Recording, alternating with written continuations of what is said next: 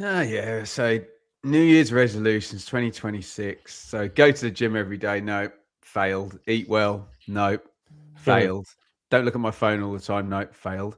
Support a team in the automatic promotion spots in the EFL Championship. We can keep that one going. Welcome to the Blue Monday podcast. It was Ipswich Town 2, Oxford 1, Town a second.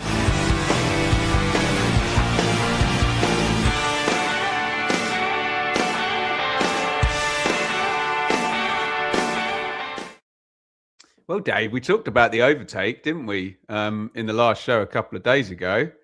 That escalated quickly, didn't it? Second place. It certainly did. And I think if you'd have told us a week ago or prior to the Millwall game, coming off the back of Christmas, that we'd be second now, I think we would have been rubbing our hands thinking that's a pretty good Christmas, which it has been. And obviously helped by a great majority of the other results that have also gone our way. So, yeah, bit of a scrappy one today, but as we said in the green room, 3 points, move on. I was watching Jules on Gillette Soccer Labs from Bedfordshire today, Richard. And in the same minute, Charlton equalised and Derby scored. And we were leading 2-1. And I'm like, oh, hello. Dave says a good Christmas, Rich. From the start of December, +7 on Borough, +8 on Coventry, Rich. Hasn't someone posted on our Telegram since the end of the transfer window in August that we're in second spot in terms of points, of Borough? No, we're up there as well. Yeah, all of this doom and gloom. I know we haven't been great, and today was kind of typical of that. There was moments, particularly when I looked at my phone and I saw the scores and then said them out loud, then immediately regretted it when Oxford started to canter forward and made it a little bit uncomfortable. But today was one of those days where you just got to get the job done with, which you did. And the points keep stacking up, Ben, don't they? And we knew that the Championship's a slog. We knew that squad depth would be important. Form and injuries and red cards and postponements and abandonments would all take a toll or a factor. And it's starting to show, and we're looking pretty good at the moment. That's totally right, Dave, isn't it? This schedule is barbaric. I did Blackburn-Wrexham earlier. Right. Blackburn had nothing on the bench, and at about 65 minutes, they completely spent. They were knackered, absolutely knackered. And you're seeing that a lot with this 4-game block now. 1 to go. Yeah, no, this is where the depth of squad should stand as in such, and it has done. It has done. You know, we did. Perhaps there was a bit of over-rotation. I think we all agreed on that sort of, I don't know. Isn't that like a golf swing term, that over-rotation? You can never over-rotate in golf. You can never over-rotate. I don't think it's quite possible. Quite enough golf. Continue. I'm sorry. Go with it. No, I won't go there. So it was, this is where the squad depth should really come into its own. And I think it is certain. We can all see it's beginning to bear fruit now. You've got players like Wes Burns coming back, just another addition to the squad. And I think it's acknowledged. You know, all the commentators acknowledge that we have got the strongest and the best quality squad in the Championship, and now is the time to really show that. And I think we're beginning to. Like I said today, at times someone said in the chat we played some lovely stuff at times, which we did, but there was always at 2-1. There's always, as you said, when Oxford is starting to gallop forward, there's always that sort of niggly chance, isn't it? Always a chance in the Championship. Richard, this team hasn't won 3 games in a row all season.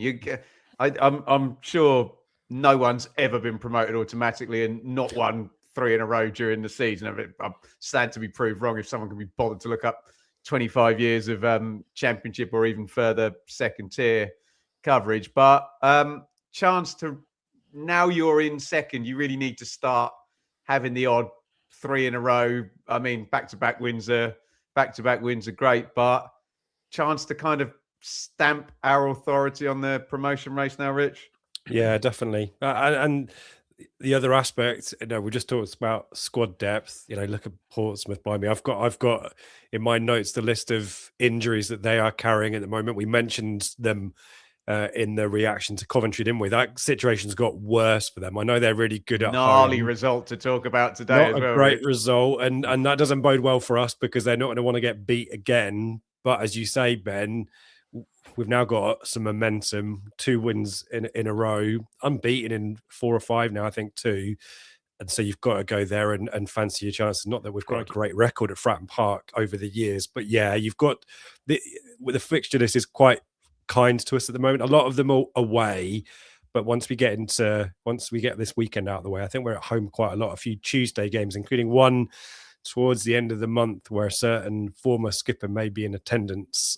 Yeah, there's lots of opportunities to build some momentum just through games now and games against teams we should be hopefully, getting the job done like we did today. I just watched the Bristol City Pompey goals back. They conceded some shockers today. Oh my word! So 3 of them, maybe even 4 were just giveaways at the back. So yeah, not pretty at all. That. Yeah, welcome to Blue Monday, an Ipswich Town podcast reflecting on Oxford coming to Portman Road and Ipswich getting the job done. A 2-1 win today. Do get involved if you are there in the live chat. Richard's putting selected comments up on the screen. We'll go to questions after we've reviewed the game, reviewed another round of Championship football, and hopefully we can answer as many of your questions as we can on the back end of that. Make sure you've hit thumbs up and you are subscribed to this here fine channel. You can join up as a member as well and check out our offerings on top tier also. Right, shall we get into this then, David? You mentioned changes. So the team today, Walton, Furlong, O'Shea, Kipray, the return of Leif Davis. Matasiwa is partnered by Jens Kajust from the top. Egerle, Nunes both retain their place, but someone can tell me in the chat what the output from our left-hand side is this season. It must be over 60% of our goals, mustn't it? JADEN Filigene is back, and Chuba Akpom starts up front, Dave. Is that almost a stronger side on paper than the one that started against Coventry? It probably is, isn't it? Yeah, it probably is. I think most of those changes perhaps we expected, no matter how good Greaves was on the left side the other night, if Davis fit, Davis is obviously going to play. At home, no surprise. I think Eustace came in for Taylor, and likewise, Filigene was always going to play at home, and also perhaps Akpom in for Azon. Azon, I thought we said on the pod the other evening that Azon worked his socks off at Coventry. So no surprise that Akpom came in for Azon as well. Oh, massive thank you there. MPR 26V starting 26 with a big one there. I don't know what sort of dollars are, but there are 19.99 of them. So huge thank you. These shows will always be free to air here, these live shows here on YouTube. But if you do want to donate, it helps massively with our running costs. Anything to add, Richard, on the Ipswich 11? I think Dave hit the nail on the head in terms of, I think Azon ran his arse off, didn't he? Let's be clear, and cramped up towards the end. So maybe not a surprise. And also Akpom featured on these brilliant program artwork. Not that you can draw any kind of conclusions from the lineup. I guess if that was the case, then Kieran McKenna might not be making them happen. So yeah, I think I quite like, I mentioned this last time out, I quite like the Clark, Greaves, Davis, Filigene pairings. And it'd be really interesting to see whether we get Clark back in because it's an away game and Greaves alongside him. Davis came in and does what Davis does. Whether he's 100% fit, not sure. A few moments, certainly in the second half, one that where you kind of think a fully fit Davis, does he, but he got up and down. He was fine. But yeah, I'd be interested to see whether McKenna goes for that or not. And yeah, Akpom just needs, I think this is the first time he started as a 9. I think he's maybe come off the bench and joined the foray as a 9, but whether he's started, I think this might be the first time. So really important to see whether we need to actually spend in January or not. And well, we'll talk about it, but he hit the net, didn't he? So I guess settled some nerves somewhat there, but not his best game, I would say. That'd be fun, wouldn't it? If difficult away game facing long throws, you play Greaves at home against the low block, play Davis when you have lots of possession, have happy days. I'm sure that'll irritate the rest of the championship. But we were the good guys until we got a double promotion, weren't we? As I've said many times. Oxford, who of course did beat us in one of our more ridiculously stupid performances of the season not very long ago. Cumming, who was excellent in that game in goal. Long, Curry, Brown and Hellick. Volks, he of the long throw. And De Kirschmacher, who can play. Plaheta, who obviously scored. Goodrum has come back in since Gary Rowett left, was sacked. Read into that what you will. Krastev off Lancashire, who we quite like at the top. Richard, I don't want to sound like an arrogant year one parachute fan, but like it was in the away game, everything has to be online and in the right direction for that Oxford side to come to Portman Road and beat that Ipswich side, doesn't it? Yeah, I mean, you need Ipswich to turn up. We did speculate about whether there'd be a bit of after Lord Mayor's show about us, which thankfully in the first half, at least for most of it, there wasn't. But there is some talent in there. Yeah, I like the look of. Well, we both like the look of Lancashire, didn't we? Last time out, Krastev was quite neat and tidy on the ball, Ben, as well, and blooming Plachetta looked very dangerous when they had rare attacks forward. So there is. He had his little 3 minutes of being brilliant. He was off at most games. Yeah. He's off at half time. I'm not sure whether that was tactical or not. So there are players there, Ben. But as you say, it needs to be a whole the cohesive 11 for Oxford, all being at their very best. Whereas Ipswich can get away with having JADEN Filigene just score a goal like he did to just settle the nerves, and that's the kind of difference is when Ipswich are kind of as a team a 6 out of 10. As long as you've got one of our £50 million, 20 million strikers, forwards, whatever you'd call them, doing an 8 out of 10, that generally gets the job done. Whereas Oxford, they all need to be 8 out of 10, and for us, they weren't. But they were. I was impressed with. I don't know what your thoughts, Dave. I was impressed with Oxford. Solid spells. I mean, we absolutely dominated the first half an hour, Ben. It was ridiculous. I don't think Oxford barely completed a pass in our half. It was that dominant, and yet, we only scored the one goal, and we'll talk about them, but get pegged back. But when Oxford did actually get the ball down, I thought, they attacked us pretty well, didn't they? You would think, again, depth of squad and injuries and everything else. Brannigan's been out for a while now, hasn't he? And they lost Goodwin, 15 minutes in, I think, today. He looked a nasty one, sort of limped out. So again, squad for them. But no, they look really neat and tidy, pretty well organised, I thought. Yeah, at times we cut through them, but we should be, no disrespect to them, we should be cutting through them. So they sort of had a bit about them. You could see them perhaps having enough, but at the end of the day, it's going to come. Dave, can't keep them out. Without Gary Rowett. Without Gary Rowett, possibly. It would be interesting to see who they bring Depends in. Who they, but they did look like they had a bit about them. They weren't hapless, nothing like that at all. But they're honestly, my understanding, they're in the classic style over substance debate, and I think people there want them to play more football. But do they want them to play more football in EFL League One or play less football and be in the Championship? A debate we've had on this podcast for about 3 years in a row. And unfortunately, we had to go to EFL League One to play some football. All right then, Dave, do you want to take me up to this? It's quite boring now, Filigene, isn't it? Do you know how I felt? I saw this Instagram reel, and someone had got a cycle path behind their house, and all the cyclists don't see this big bar. And they've just got this thing of cyclists riding along and banging into, and you feel sorry for the cyclists. And I feel sorry for right backs now because I hadn't seen the goal, and I'm like, it's not fair, Filigene in the Championship. Well, but anyway, take me up to the goal, Dave. You could almost get your smart speaker and say, Alexa, describe me a trademark JADEN Filigene. You've just annoyed all the listeners doing that as well. You said it quietly enough, I think. Do you know what? Honestly, it was really. By the way, Dave, have you seen the Blink 182 guy who says that name and says text mum and say in a concert, and lots of phones go off? Carry on, Dave. I think we have quite a good move before that breaks. That I'm sure it breaks down, and sort of Filigene gets dispossessed. Funnily enough, probably in an area where he's now going to pick up the ball. And I think it's De Keersmack are driving forward with the ball. And I've got to say, it's very unlike Karius. Karius makes a brilliant challenge to retrieve the ball back. And I think it then basically falls. He may even pass it. I'm sure he slips it to Filigene.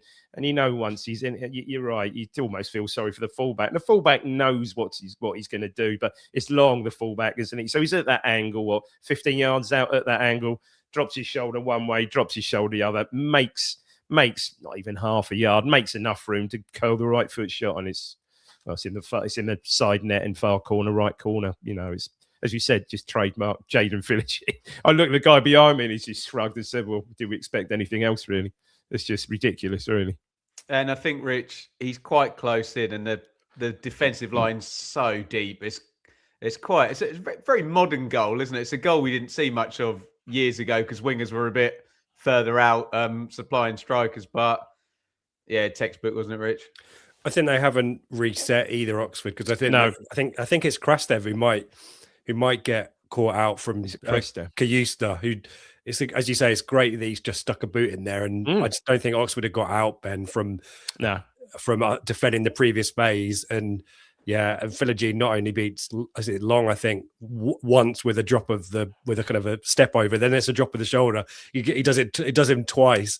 And the thing is as well, it's always just in the side net as well, and maybe clipping off the post. It's always perfect placement. And as David said, as you're both saying, Filigene by numbers, and what we needed as well, because as I said, we had dominated, we had the spells of possession, keeper maybe not too much work to do, and just knowing that Filigene, as I said, can do an 8 out of 10 moment and just settle the nerves and give us something to build from, just gives everyone, particularly the crowd, who it was a very New Year's Day kind of atmosphere, Ben, just give the crowd something to go, okay, good, fine, this is not going to be a horrible low blocky kind of 0-0 type affair that we've had before. But we don't build from it, and then Oxford do us a few minutes later, don't they?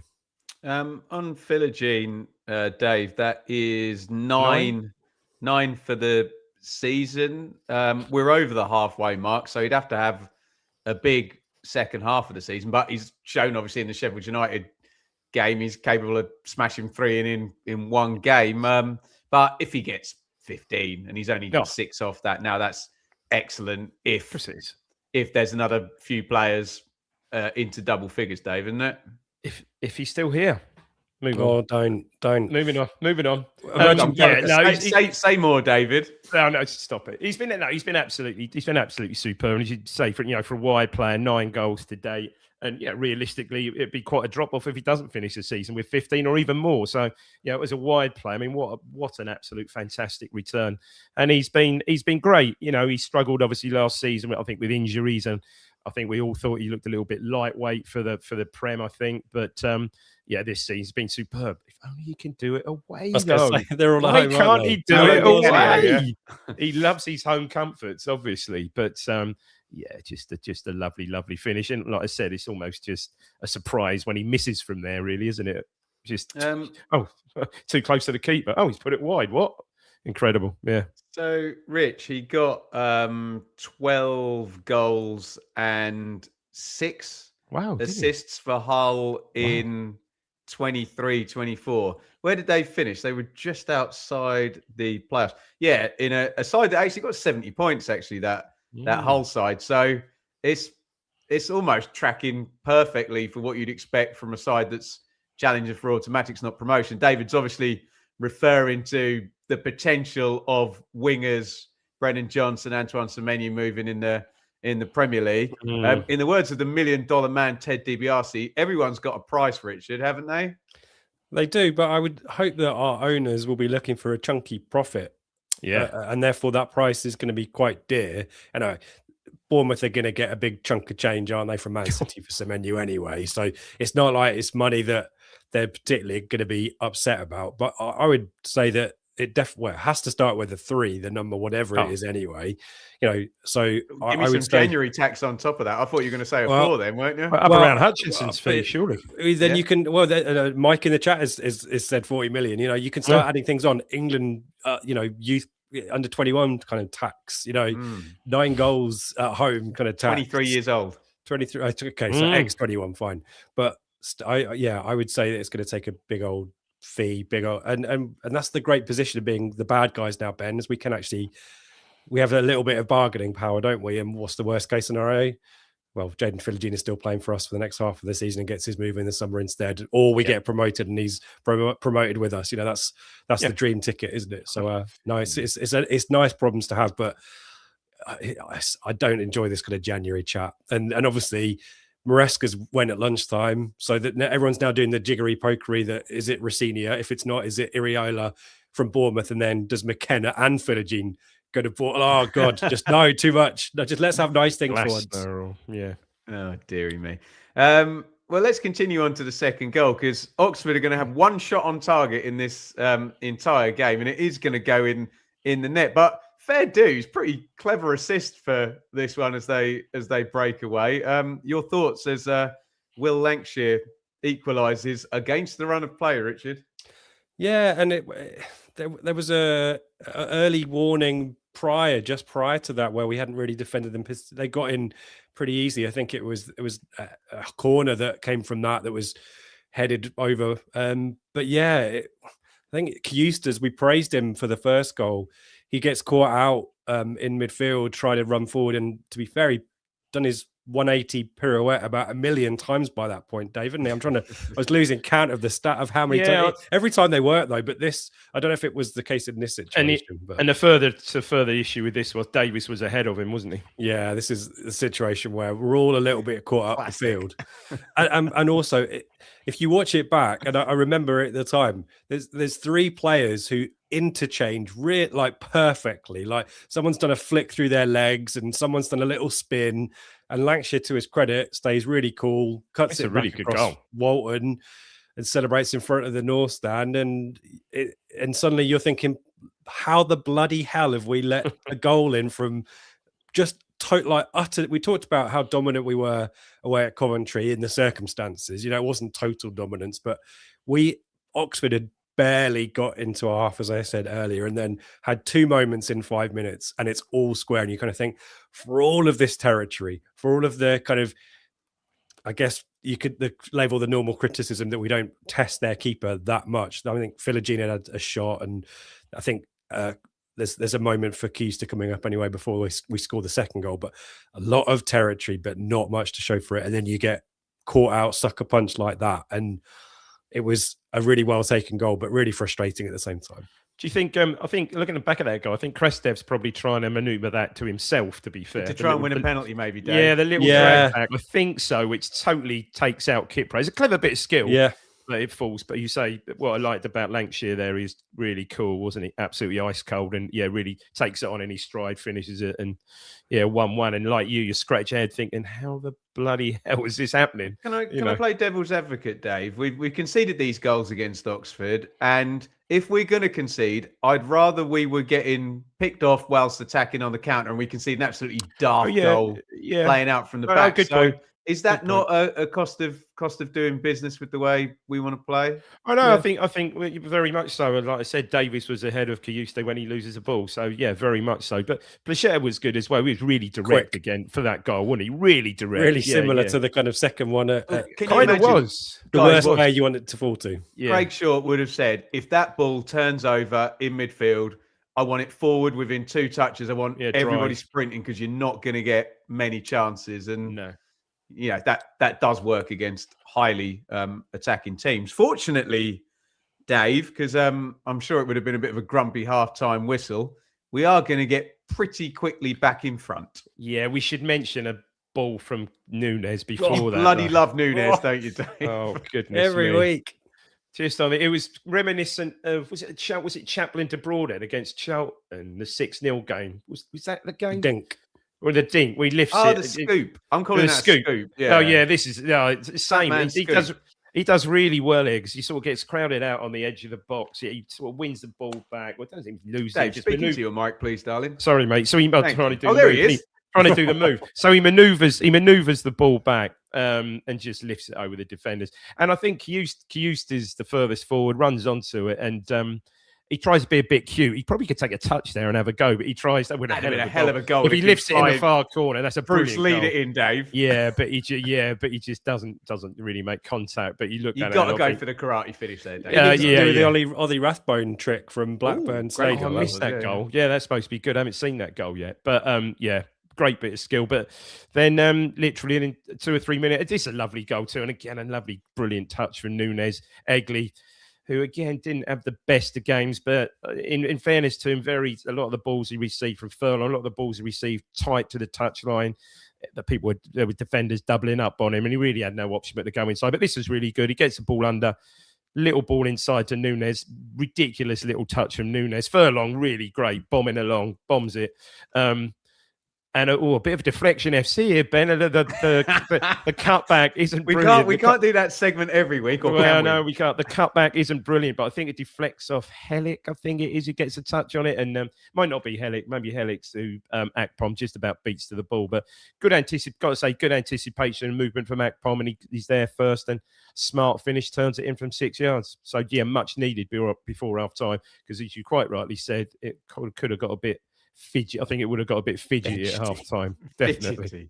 Richard, David has just described the actions of a number 9 getting across and soft footing that into the corner. Do you like that from Akpom? I do. Yeah, that's what he needs to do. We were having that debate in the stands, actually. I was kind of thinking, we're used to George Hurst, as we talked about with Athon, like we're comparing apples with pears a little bit. George Hurst is going to drop in and be a bit of a kind of frontline playmaker, as it were. And Akpom has tried and had spells where he's done okay at that at certain times, but when it's particularly the 10 role, less the 9 role. But actually, I think just taking that pressure off him and sticking him in the box, I don't think it was his best day today, but the one moment where you need him just to be ice cool, to get in between the two defenders and just slot the ball into there, he's done it. Tick in the box. That is your job today. So fair play to him for that. And cute finish, nice movement, and and a good time. There's always a good time to score a goal, but yeah, just having conceded, remove the kind of nerves again from the crowd, like the early Filigene goal did. Good timing, and actually we grew from there, Ben, towards the end of the first half and tried to get a third. And I was sat right behind this. Nunes as a shot from about 20-25 yards out. Just so much swaz and movement on it. Great save by Cumming to kind of keep that one out, because we'd have been good value for a 3-1 lead, and there were a couple of moments before the end of the half where that could have been the case. Game management, just second half, Dave. I can see. We do realise that all the results start going our way sort of 20 minutes in, but I'm seeing no shots on target. I mean, go figure. Tell you what, they have an excellent chance. Oh, the Kearsmacker. Yeah, okay, yeah. Talk to me about that. Yeah, the ball. So it's a weird one. The ball, so I think a clearance is blocked or something like that, and the ball like. This is so Shane. You can see it. I always compare Tommy Smith to attack the ball, but he lets the ball bounce. He does it. He's so scared of the red card, isn't he? He holds his hand up. I think he possibly, yeah. And great anticipation by De Keersmaker. Absolutely on it like a flash, and he just can't. Fortunately for us, he's in a great position, can't sort his feet out, so he should probably be trying to tuck that in the far corner, left foot. And he tried a bit like Clark the other night when he gets his when he's sort of crossed that, when he gets in on his right foot and he doesn't get the ball across to Azon, I think it was the other night, which is fairly similar. He just can't sort his feet out. He shanks it wide on his right foot, where a left foot shot, he could just pass it in the far corner. So definitely got away with that. Definitely. Massive chance. I'm going to give O'Shea some credit, because I bet someone on the staff said to the guys at halftime, don't do anything stupid. The only way you're losing this game is an individual error, a red card, a penalty. So we always do say the Ferguson quote of trust your keeper, and you're far more likely to win a game conceding a goal at minute whatever it was, the Kearsmacker, than conceding a red card. It was just, with hindsight, he did the right thing, not engaging in the tackle. Not being funny, it's just probably just as well as the Kearsmacker and not Lancashire, because we said how cold Lancashire was for his finish. Similar situation, wasn't it? Kearsmacker was exactly the opposite, and just panics and just shanks it wide. No. And to O'Shea's credit, he scores down the other end straight away. There's a header that's cleared off the line, I think, from a corner that O'Shea puts in. So, but yeah. There's been a couple of times. I wish he didn't do the hands up thing. He's obviously shown the referee that he's not pulling the striker back or whatever. But it does the crowd see it, and it's like, bloody hell, just do something. Deal with it. Yeah. To be fair, Rich, he shouldn't be put in that position. He's got 2 Oxford lads running at him with a bouncing ball, hasn't he? But this is where Oxford did really well. They sniffed out the danger really well when moments opened up, and that they were quite happy to run at us. They knew obviously Davis was going to do kind of similar to what we talked about Van Nieuwijk last week on whenever it was. I'm losing track of the days now. The 29th. So that that was their strategy, and it worked. We forgot to mention, by the way, Placheta was subbed at halftime for Stanley Mills, son of Danny Mills. Scored a by the great way. goal in Craig Short's first game. There you go. Mills, So yeah. that if you didn't feel old, then that'll do the job. Danny But Mills, yeah, of course, red carded in the playoff semi. No, the home game before the playoff semi-final first leg in 1998. for Right? Charlton, was it? I think he might have been playing left back Yeah. as well. Eddie 98, Yowes would have been playing centre half, wouldn't he? Probably named most of that to Richard Rufus, Sasha Illich, Mark Sasha Bowen, Illich. Mark Oh. Bright, Keith Jones. Yeah, they beat us in the playoffs. Move on.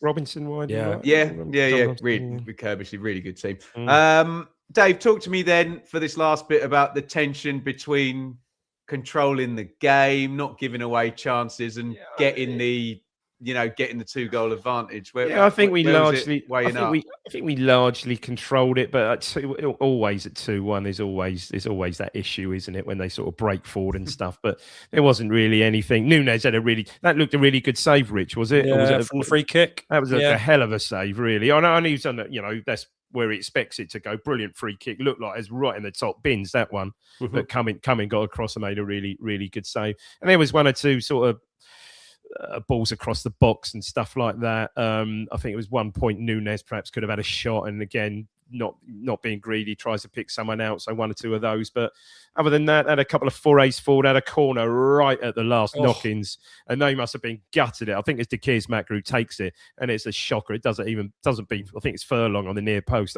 I think it's Furlong on the near post. Doesn't beat the first man. Last kick of the game, Ben. Yeah, oh my God. So I think there's all look at 2-1, always tension, but generally I think we controlled it and saw it out well. Hence, as you said, they only had one shot on target, which was the goal. Yeah. And Rich, that's played out really well. If you look at it, that we were hot favourites to beat Wednesday. I think you said it yourself, Rich, that if you draw an away game at Millwall, but you win the next game, context, you win the next two, you're laughing with 7 points in 3. And I think we'd all agree, if you'd have wanted, get the job done, narrow win, and a really confident performance, you'd have wanted a really confident performance away at the runaway leaders and the get the job done performance at home. So it's all worked out very nicely, and that's before we get into the other results, Rich. Yeah, and I don't know whether this was me trying to read too much into the way that we approached the second half. It did feel like we purposefully just tried to take all the sting out of the game, because we've been attacking first half. We got our lead. I think McKenna's come out in post-match and suggested that we could have done a few things better. And let's be clear, if we get the third goal right after half-time, that would be the perfect kind of performance in this kind of circumstance. But we didn't get it. And actually what we've done is just control the game. And I think we just sapped the energy from Oxford by just taking the energy out of the whole affair itself. And it did make it great watching for fans, if I'm honest. It wasn't a great spectacle for us, but it's 3 points. And let's Rich, be clear. the schedule. We're not busting a gut. We've not made mistakes. We've not got players stretching for challenges, picking up silly yellow cards. Big shout out. Matasiwa is just immense. He's like Kante, Morsey, and Scouse, peak Cole Scouse, kind of wrapped into one play. He just knows exactly where to be. Mentioned. Yeah, do you remember Cole Scouse had like his a million interceptions in one season? Yeah. He just knows exactly where to be and just takes the sting out of the game. And that's what we were doing. We were just calmly controlling it. It didn't help that in the last minute they got in down the side and spun Davis and got a corner out of it. And that just made it a bit more nervous than it need to be. But actually, we've not overexerted. We've got 3 points. And let's be clear, if we get promoted, however it happens, hopefully automatically, probably in second, won't it? That's how we do it. The fact that this game wasn't a 3-1 or a 4-1 and we didn't absolutely dick Oxford is irrelevant when you look at the points on the board. And as you say, Ben, the context around results that have absolutely gone for us today as well. So all in all, we really can't have a huge amount to complain about. I think you nailed it there. Because if we do go on and get promoted, it won't be that sort of game where you'll look back and say, cool, you remember that 2-1 game against Oxford? You won't even. I'll ask you, really? Dave, at round 46. I'll ask you to describe that game. You won't remember, will you? That was a crappy New Year game, wasn't it? Yeah. Got the job done, didn't we? Yeah. Got over the line. So, Dave, which you can say a bit of both if you want, but which side of the razor do you fall on?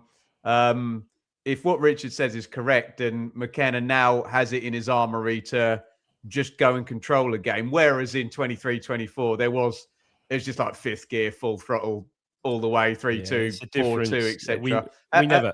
Are we less fun, or have we just got more tools in the back utility belt now? I'd say less fun. Yes, I mean that was just fun every single game, wasn't it? But I think you're right. There's more tools in the bag, isn't it? That'd have been a 3-2 that one today in 23-24, wouldn't it? Yeah, probably. Yeah, no, we have. We've just got the as we said at the start, the depth of squad to deal with games like that. And I think more will be needed come next game's around the corner on Sunday.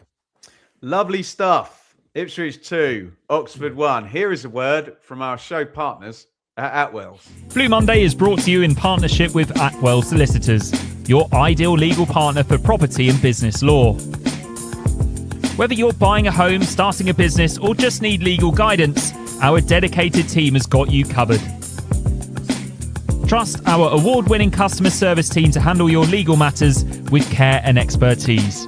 Find out more at atwells.com or visit us at our offices in Ipswich, Colchester, London, and our new location in Woodbridge. We are going to go through Championship round 25 after Richard tells you all about what else is coming up later in the week. I don't know what day it is, who we're playing, or who's going to be on the shows. I'm just trying to get through day by day here. Carry on, Rich. Yeah, so we did the top tier stuff, and we added a bonus reaction to the Coventry game as well from the Beyond the Scoreline guys. So go and check that out. There's a blog from our mate Jack and our team of bloggers too. So top tier doing really great stuff at the moment. So do check that out. We'll give away some memberships if I remember before the show's out today. And then normal business, I think the three of us, isn't it? Yeah. So I think we're down to the bare bones as well due to illness, unavailability. I think Craig's at the game in Portsmouth, so probably won't get back in time. Joe's still sunning himself, so it'll be the three of us again on selfish, exactly right, on Sunday. And Seb is unwell, so he's watching this probably from his selfish his ill bed. Just stay at home and stay soon, Seb. Get well soon. Oh, come on, Dave. No, you made. I was joking, but exactly. No, don't make me look like an asshole. Shame yourself. What will TWTD say? If I could drag Seb out of his misery hole, getting well soon, we'll do a little bit of a pre-match for Pompey. But otherwise, we will definitely be back. We'll do a flagship show. We haven't done a flagship show since 2025. So we're going to do one on Sunday. Championship round 25. It was Blackburn 0, Wrexham 2, 3 in a row for the Red Dragons. Bristol City 5. I do know who our next opponents are. They're Pompey 0. Ouch. Charlton 1, Coventry 1. A result that if you're in the chat, you can tell us the percentage of relevance that has to us right now. Maybe a lot, maybe a little. Who knows? Derby 1, Middlesbrough 0 has a lot of relevance because that was the result required for the overtake, which took place on the apex of turn 25 today in January 2026. Preston 3, Wednesday 0. Preston back in the playoffs. QPR 1, Norwich 2. Norwich 1 point from safety. Quick double on QPR for the Canaries. Southampton 0, Millwall 0. Does that put Millwall back in the top 6? I think it does, doesn't it? No, just outside. Goal difference, but yeah, they've got a horrendous goal difference, haven't they? Swans 1, West Brom 0. 5 wins in 7 for Swansea. Are they all 1-0 as well, Ben? One of them was 2-0. But yeah, lots of clean sheets in there, yeah. And I do feel we played them at the right time. Watford 3, Birmingham 0. Watford go 4th and 4 on a spin. 4 on the spin in fine form. Sheffield United 3, Leicester 1. Watford can't match Sheffield United's. Where are my notes? 22 points in 10 games played. Wow. Dear oh me. Dave, well, okay. We'll put it straight to you. How relevant is the Coventry result? And how relevant is the fact that Coventry have 9 points in 7 games? That is 16th place form from the start of December. Extremely relevant. I mean, they were carrying all before, and obviously as a side issue to that, as a side note to that, the goals have scored 1 today, but the goals have dried up tremendously. David, under 1.5 goals in all of their last 7 games. Yeah, no, absolutely. So, yeah, look, there's still 8 points, I think it is now. As we said at the start of the show, the commentary show the other night, could have been 16 points and now 8 points clear. They'll That's be half. looking, of course, they'll be looking over their shoulder. You know, with no, I say we haven't been there before, but you know, they'll be looking over their shoulder. Of course they will. And again, if you'd have said after 25 games in that would be 10 points clear of Leicester and Southampton, you'd have thought would have been romping away at the. Might be 16 points clear of Leicester. Romping away at the 12. Absolutely. Well, there you go. romping away at the top. Leicester are just making it easy for the points deduction, aren't they? But it's Coventry. Well, they've hit a bit of a wall. Look, again, the squad depth, and I saw someone in the chat there said they're chatting to a Coventry fan and said they just haven't got you would know this, Ben. They haven't got the depth of squad that we have, and then injuries are starting to really affect them. So I don't think it's the injuries necessarily as much as they haven't been able to move the chess pieces around and just got tired out. To be fair, Lampard said himself, we weren't going to be scoring 2.7 goals per game all season and 5 and 6 win streaks. But yeah, they've got to put it back together. Looking at managers, Mason's got to be Mason and Davies round, and Davies as well. Birmingham, yeah, troublesome. And what about? It's a bit of a snail race, isn't it, Rich? If you look at 2 points per game as the standard, and the fact it's been much higher than that the past 2 seasons. And look, we're there on merit. We are we spent a lot of the season, Rich, trying to find a freeze frame of the league table that puts us second. There you go. The whole league table puts us second now, but 44 points from 25. You do still feel that Ipswich, Middlesbrough, Watford, Hull, who also lost at home today, as all the results go for us, need to really kick on. Otherwise it is just literally going to be I won't quote the name of the video of people fighting on YouTube, but it's kind of a little bit like that, isn't it? Yeah, and no one seemingly. There's a few teams that are Sheffield United are one of them, Watford are another, who appear to be on that kind of Coventry-esque run at the moment. But otherwise, people are just taking chunks out of each other. We keep saying it every week. Like the Derby Borough result is a case in point. Hull Stoke, we think, oh, blimey, Borough on a charge, and getting their new manager, that bounce is gone, and now I don't think they're even in the top. I think they might be in the bottom 3 in the 5-game form table. We've taken 9 points out of Borough in 4 games. That's nuts, isn't it? And always with the Championship. And it's interesting you guys talk about managerial situations there. I do think we're entering the phase where some teams will make a move because it's the January window and you want to bring a manager in and you want to bring some players in. I think Birmingham is one of those teams, if I'm honest. You look at Southampton. I always say, name me a caretaker manager who's got the gig permanently and got success. I just can't name you an instance where that's the case. It didn't sit in the Liverpool boot room. Yeah. Well, perhaps, maybe, but that doesn't count, does it? No. Well, exactly. Not really. But I just don't. So I don't know whether Southampton have a look and whether they can go on a charge, because as we see, no one's going on a run. No one's going on. And to your point, right at the start of the show, Ben, if we can get another win on Sunday, that's 3 in a row. But doesn't that show how we've not been consistent either? If we haven't won. Yeah, and we're representative of the division, aren't we? And it is balmy. It's great. It's great value. But you're looking at it and thinking, if we could just string 3-4 wins together, or have done that so far, we'd be where Coventry are probably, because otherwise teams are just going to drop points and we're going to get these balmy results, aren't we? So it's fascinating. It's really interesting. And the fixtures, just a quickly fixture on Sundays, Hull versus Watford. Oh, that's a great game. Did not know that. Didn't he know that? Yeah. The Marco Silva derby off the top of my head. Yes. It's there on a plate though, Dave, this, isn't it? If we are... I don't even want to say good. If we're competent from here out, given the advantage we've got with the squad, and look, we're going to go again, isn't it? And we're going to go again. It's no secret. We're going to go again in January, aren't we? We're going to go. There's going to be some more incomings. You would think, certainly one. I would hope, certainly, probably, maybe 2 or 3. So we're going to go again. So yeah, I think you're right. Yeah, I don't think we have to be over spectacular. Just take care of business from this. And yeah, we played all these teams away from home. A lot of the top 8 away from home. Just take care of business. Quite potentially quite a big game coming at end. I think it's end That's of a good point, Dave. I'm just looking down there. You're right. I mean, Coventry we played twice, but Borough away. Yeah, we haven't played Watford away, have we? Hull away, that's it. End of Preston Feb. away, Millwall away, Yeah. Bristol City away. Yeah. Yeah. You think the hard Interesting. we put the hard yards in. Now we just got to take care of business at home.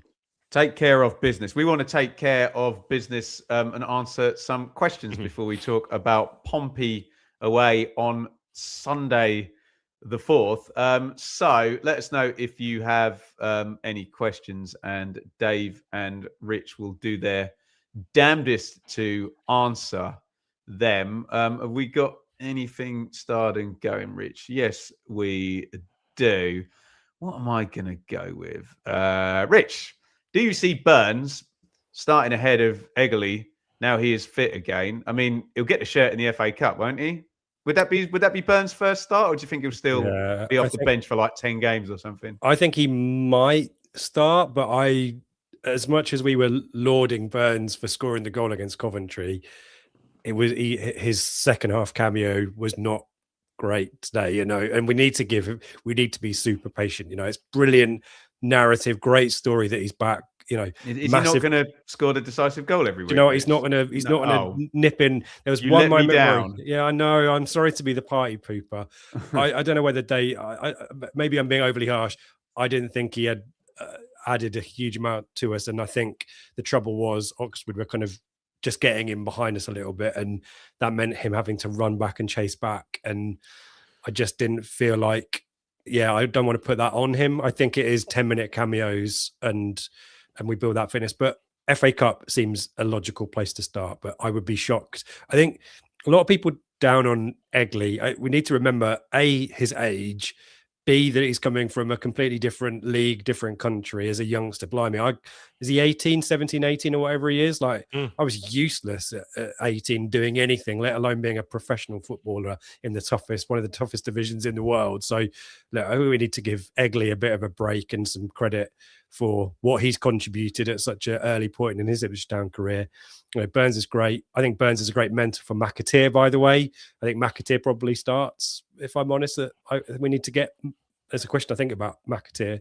But I think maybe a little bit too soon to put all that pressure on Burns. We need to give him time to get back to speed. Snap these up, by the way. At Blue Monday ITFC, which is actually Richard, gifted 5 podcast memberships, so you can check out Top Tier. I'll take the bait from Rich and go to the McAteer.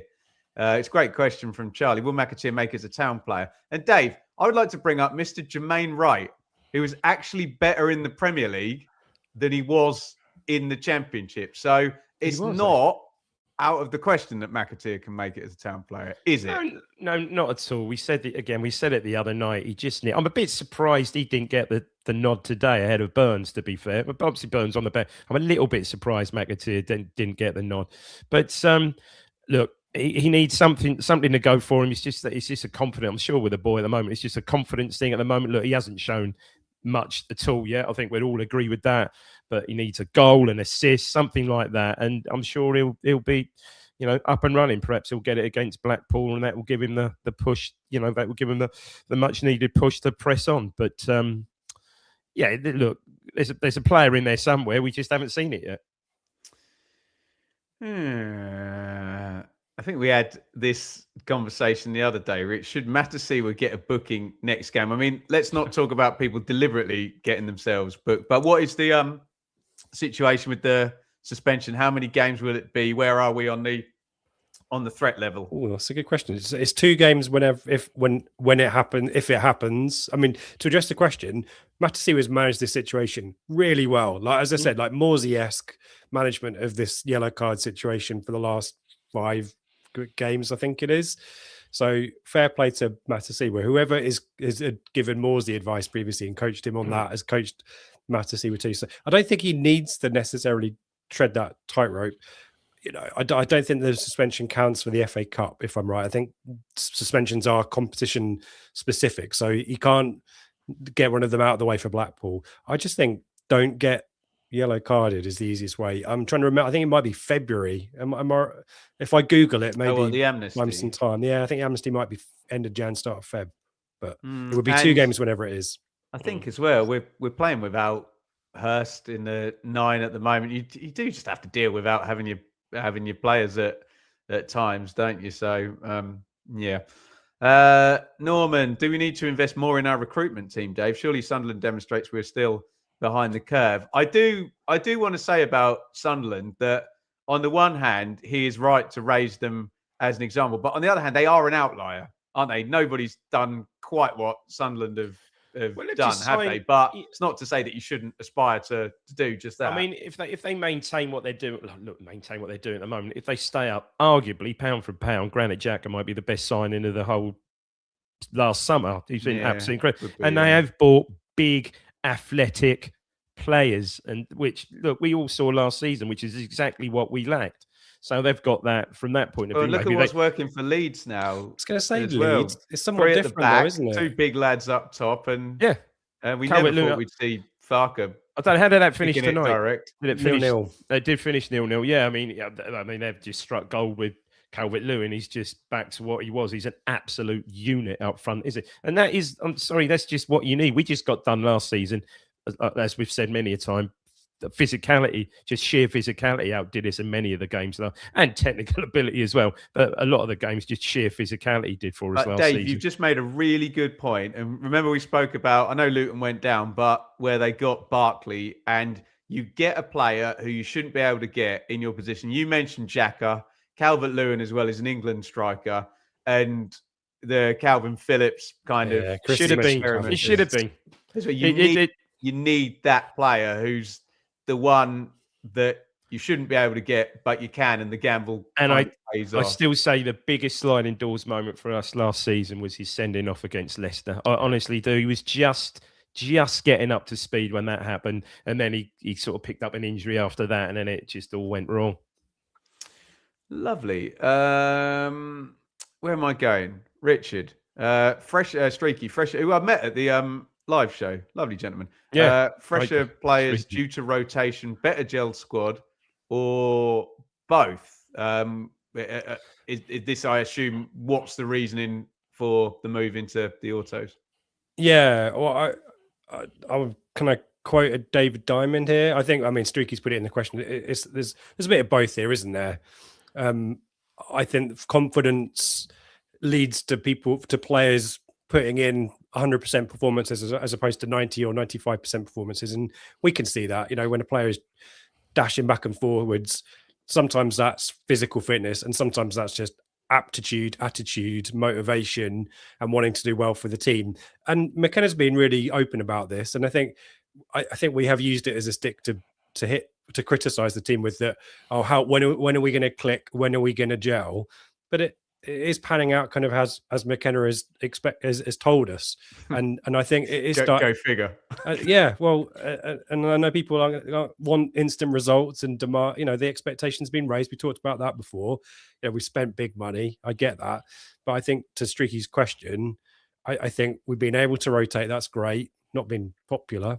But I think the team is starting to figure out these partnerships. And as we talked about, Nunez in the 10, for example, that there'd been some rotation there because we just hadn't found a player to make that situation work. Nunez has now made that situation his own. The back four is now settled with Kipre and Dar O'Shea, and Furlong had another great game. Him and Dembele had a proper scrap. To say that.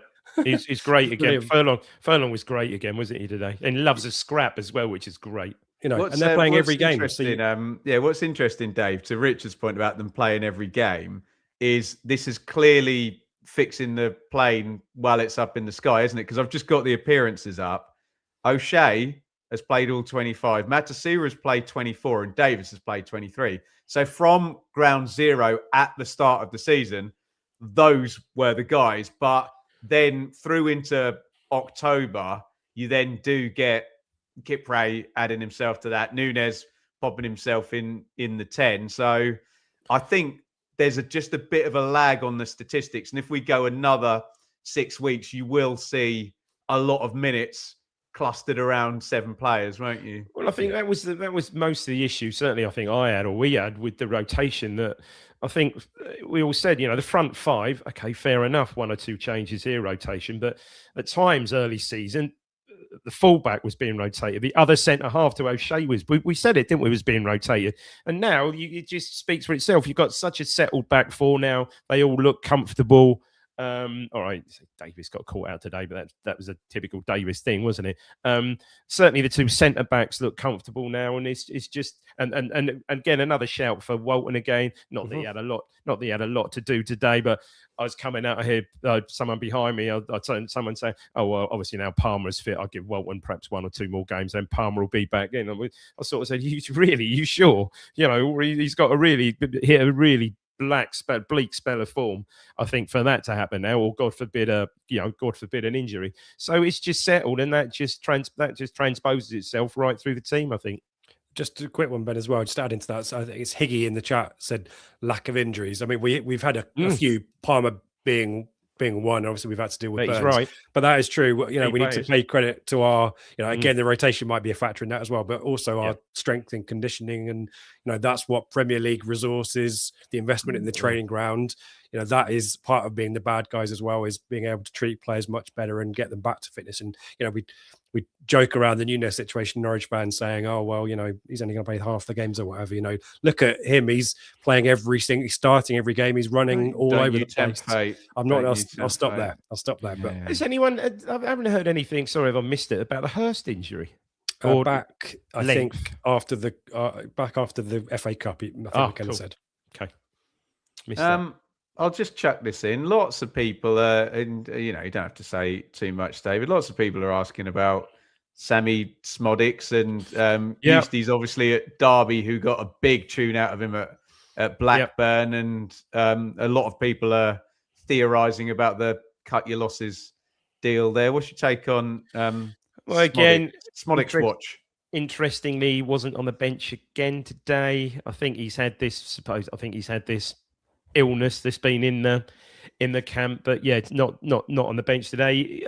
Would it be lazy journalism to link it with Eustace? Possibly not. He was unbelievable for Blackburn, wasn't he? So I don't see where he fits in the starting 11 these days, really. So it'd be no surprise if he moved on. So, look, like Sammy Smodics, just hasn't worked out for him. Yeah, to be fair, he scored 4 or 5 goals last season. He was pretty much okay, but then injuries again this season. So someone like Sam Smodics, what is he, 29, 30, needs to be playing football, regular football. So would be no surprise if he and Derby would be a perfectly obvious choice.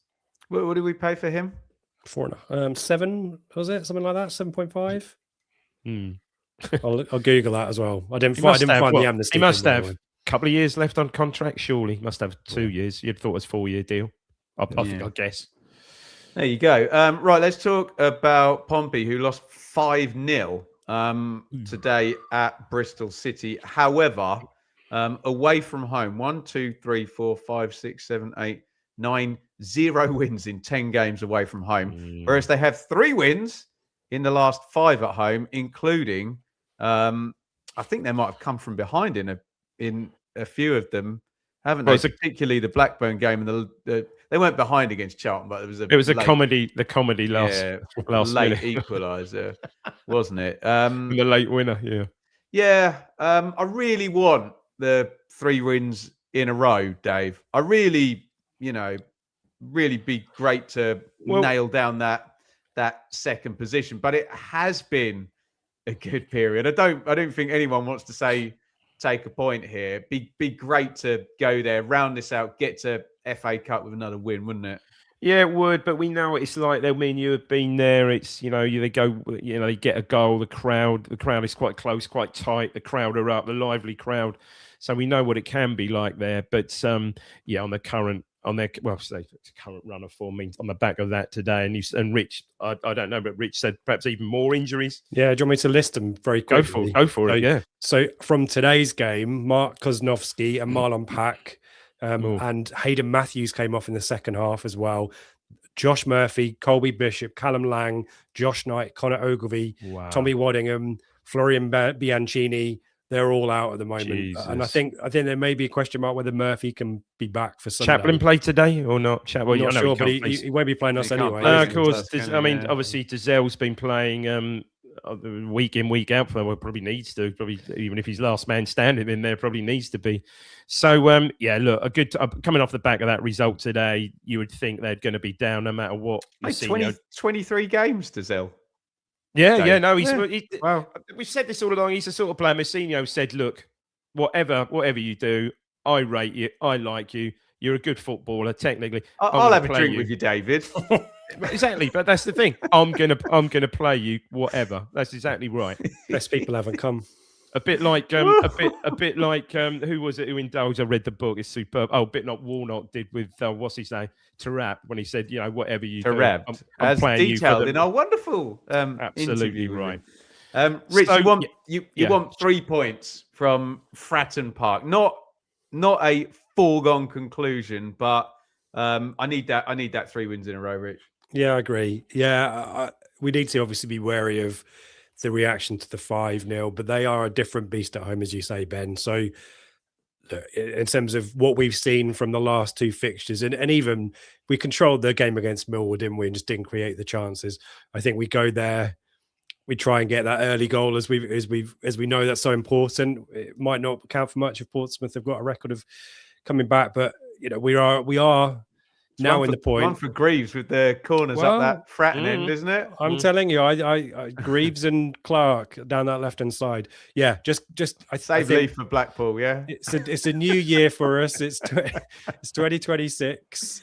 So we're out of last year and relegations and all that crap. So now is the time to go on that run that we won't be sorry if Marlon Pack misses out. He likes a worldie against us now and again. That was a good goal, wasn't it? Yeah. Pack. There you go. And that would have been against his old club as well today, wouldn't it? Guys, thank you so much. We are trying so hard to keep going through this barbaric run of fixtures. I think it's going to be the 3 of us who you can see on the screen returning on Sunday night, 8 p.m. to review hopefully the first back-to-back wins of the season with a nice performance at Pompey. But Dave, last word from you, mate. It's there. Just have to match everybody else in the Championship, and we are back in the Premier League. We've got to match them for 21 games. Ben, you can almost taste it. Richard, can you almost taste it? I don't know. What does it taste like? I don't want to know. No. Nice. What a nice taste. Happy it tastes like an inflatable bottle of champagne held by Mr. Harry Clark. Some Jaeger bombs. Yeah. No. Exactly. Well, happy 2026 to everybody. Let's make it our year. Let's grab the what's it by the what's it and get the job done. Get that job done. Stay in second place. Well, that can be a new catchphrase. Just stay in second for God's sake. And thank you everybody for joining us. We will be back on Sunday reviewing the Pompey game. But happy days, a great start to 2026. Ipswich 2, Oxford 1. We'll see you soon.